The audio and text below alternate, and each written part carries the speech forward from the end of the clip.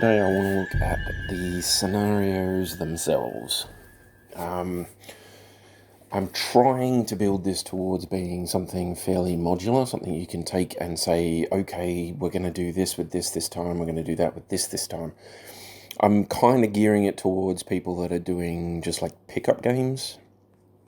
But if you're building scenarios for like an ongoing campaign type thing, then knowing how they're set out and being able to put them together in the right way is still a handy thing to do. So I'm going to have a look at the scenarios. We'll break down how they break them down. So what I've got in front of me is page 46 and 47 of Game of Armoured Combat. This is scenario 2, which is called Trial by Fire. And what they'll usually do in the pre-made scenarios, especially in the latest books and things, I've seen them do this a lot, but a lot of the other campaigns that they used to make as well had this basic sort of standardized setup, I guess. So what you have is they'll usually have a little bit of a fluff thing, like a little bit of a thing going on, and it gives you kind of an idea of what's happening, but not really. And then it gives you a situation, which is supposed to be like a very general, like non rule based description of what is actually happening, like what the mission is about, sort of thing. And then they'll have game setup.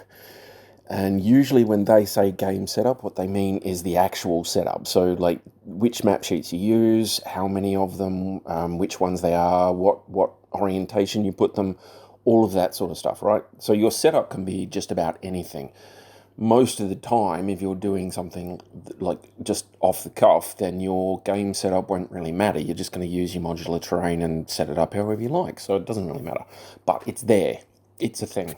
And if you're doing a standardized one for, say, a tournament or something like that, then it's handy to know ahead of time what you are actually looking at as far as terrain and things go. So bear it in mind anyway. And then you go into the forces.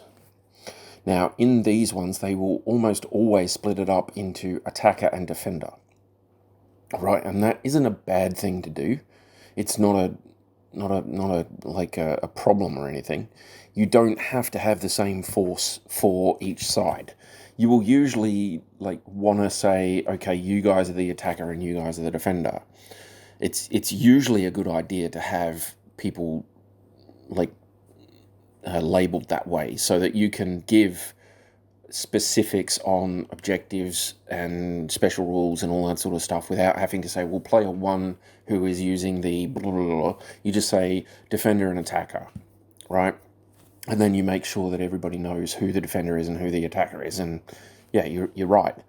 And these guys will normally have different setups. I'm pretty sure they're fairly balanced. They seem to be pretty balanced to me. But bear in mind, when you're doing like a pickup game or something like that, the vast majority of the time, your force building section will just include some way to get forces and any parameters you want. So it'll give a BV value or a monetary value or a unit cap or something like that, and then it'll give you parameters on how you're allowed to spend that. So it'll be something like 1,000 BV, light max only, 30-50 max, or it'll be 40 million C bills, no clan, and average pilots, right? Something like that. It'll be something like that, okay? And it'll apply to each side equally. But attacker and defender, you can set them up different. It's not a big deal. Then you'll have deployment. Now, you can deploy in a bunch of different ways. You can set your forces up in a bunch of different ways. I'm just going through the scenario, how it's set up, and then later on I'm going to go through forces, deployment, special rules, that sort of thing, and we'll work through some little examples of different ways to do it differently. You see what I mean? So deployment will be just how you put the beginning forces on the board in the first place, right? There's a lot of different ways you can do it, heaps of different ways you can do it. Most of the time, the preset scenarios will say something like they're deployed on an edge within X number of hexes of that edge, or they move in from that edge. One of those. That's usually what the preset ones do. Then you've got victory conditions, which is basically your main objective. It'll tell you which side can win and how they can win. Right, and usually it'll be something along the lines of the attacker gains a victory if they do this, the defender gains a victory if anything else happens, or if they do this, something like that. But again, your victory conditions can be a little fluid. They don't have as much wiggle room as, say, special rules. You can put whatever you want in special rules, but the victory conditions, you can still like move around a little bit, and we'll go into that later on. And then you have special rules. The special rules are where you can have like a lot of fun. You can put things like environmental factors, all of that sort of stuff.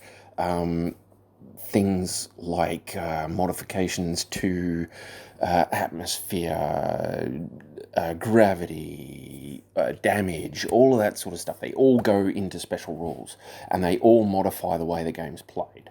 And it's really, really cool. And this setup, I'm pretty sure this standard version seems to be how they do it everywhere. These guys will usually also list a couple of variations, different ways you can play it. With your scenarios, the situation and the little bit of fluff there, not like completely vital. It's fun, especially if you're handing it out to possibly new players.